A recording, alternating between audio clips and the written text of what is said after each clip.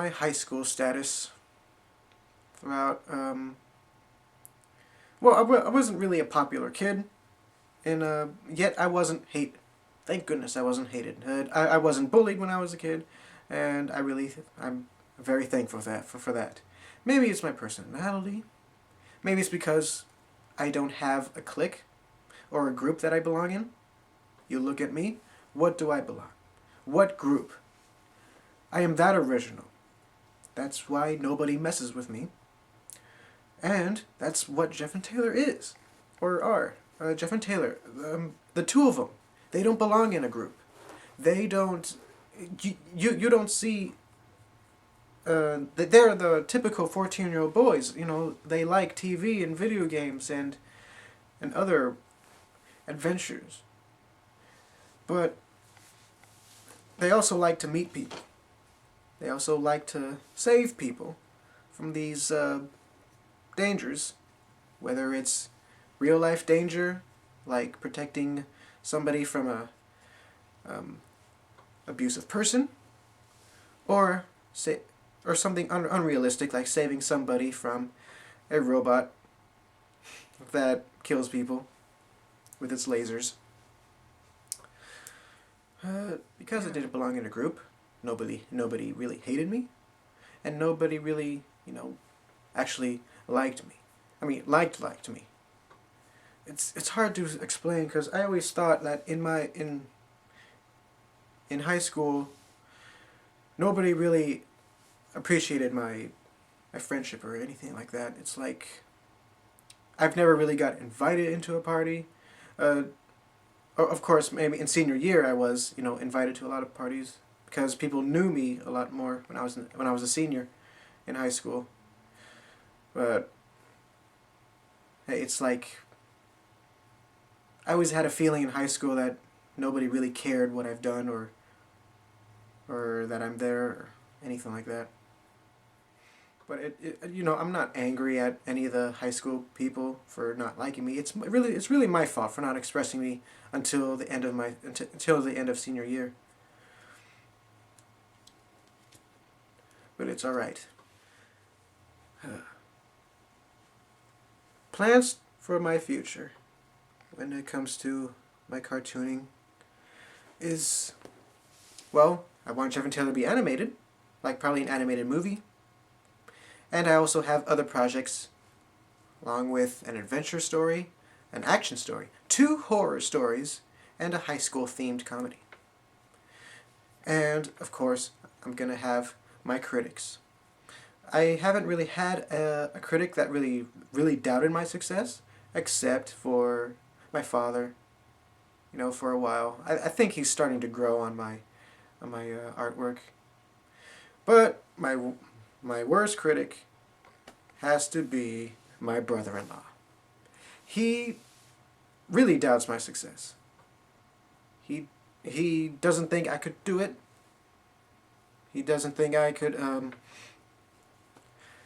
actually make a living off of my cartoons. He said the only possible way is to start at the very bottom and then work your way up to the top. And then, I know that's an ideal way, but to me, I have a feeling it's not for me. I have a feeling that I can be successful as an entrepreneur. And why do you think I'm on YouTube? Why do you think I have a Facebook or a MySpace to spread my ideas out?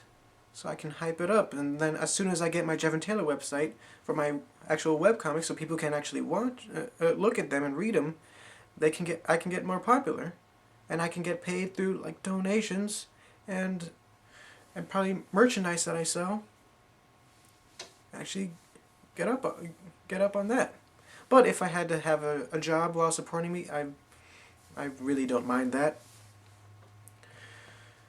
And so he thinks I can't be successful with it. Then how come? How come do I have... I have made over 200 characters by myself. A few of them sure has been influenced by other shows, and so, and my cousin who has made a few, and and all these stories that I have in my head. Jeff and Taylor has 100 episodes already, no more, no less, and you think I can't be successful? I have been told by some of my teachers that I'm the most uh, devoted cartoonist they've ever seen. You can be successful as a cartoonist if you're very devoted and focused on what you're doing. And if you plan ahead, that's a really good way of being successful. One little advice that I've learned from, you know him, Steven Spielberg. I saw him in an interview, and he said the greatest advice is to listen. Not necessarily listen to other people, but listen to yourself. Listen to that little voice inside, that gut feeling that you have, and if you think that you can be successful, then if you know what's right for you, then go for it. And my little webcomic that I'm gonna plan, that's gonna be released sometime maybe beginning of 2012. That's my plan. I will be successful for that. I just know it. And I will prove my brother-in-law wrong. One of the worst criticisms that I've got was last year of August. It was my summer vacation. We all went to Puerto Rico to visit my relatives and all that. And then there was this one night where we stayed at a hotel, ate dinner, and well, pretty much, actually the whole vacation is like where whenever I mention what I want to be in the future, both my father and my brother-in-law, and even surprisingly my sister, heavily criticized me, saying that it will not work. My cartoons will not work. My sister, even though I love her so much, she said that nobody is interested in comics anymore. And I'm like, what? Well, I didn't really say to her, but what about webcomics and graphic novels? They're bigger than ever right now. So, anyway, the whole vacation I was so, devastated. That same dinner was, very upsetting to me while the rest of them were laughing it up. Then we got into this, argument about politics and stuff, and I do not want to listen to that anymore.